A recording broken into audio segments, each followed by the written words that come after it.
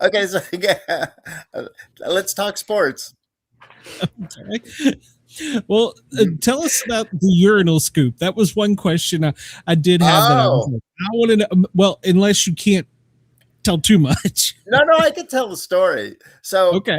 so back in 1993, and keep in mind, I grew up in San Francisco, and Joe Montana was it is Mhm. still probably the well, he's on the Mount Rushmore of San Francisco athletes to come through, just beloved.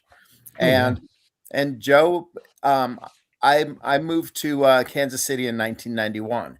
At this point, Joe was injured for a couple of years, misses the 91, 92 seasons, and 93 is coming around in the spring of 93, and Steve Young has supplanted him as the 49ers quarterback. Another Hall of Fame quarterback, did a great job, and the 49ers know they have to do something with Joe. So they start talking about trading him. And the Kansas City Chiefs, the team I'm covering, are very interested. So it's this rumor that's going around, but nobody knows anything about it. And I'm working at the stadium one day in April.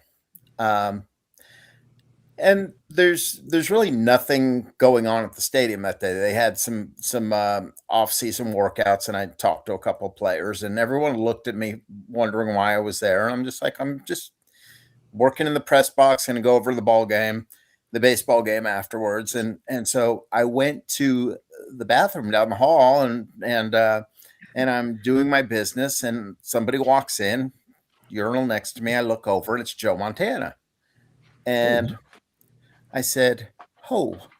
And obviously, I don't have a notebook in my hand because I'm doing something else. So, so I said, "Hey, do you know everyone in this town is looking for you?" And he goes, "Looks like you found me." And I said, and I was kind of starstruck at that moment because this is a guy who when I was in college, he was, he had thrown the big mhm. the catch against the Dallas Cowboys. Yep. And so all of a sudden, my journalistic face kind of kicks in, and I start peppering him with questions. I don't have a notebook in my hand, like I said, but he starts answering everything I'm saying, and I'm trying to remember him. And I get done peeing, and I walk over to the sink. He's still peeing, and I'm still peppering him with questions, and he's answering everything I've asked. And then the head coach of the Chiefs walks in on us, and he looks at me and he says, "Pat, this is all off the record, isn't it?"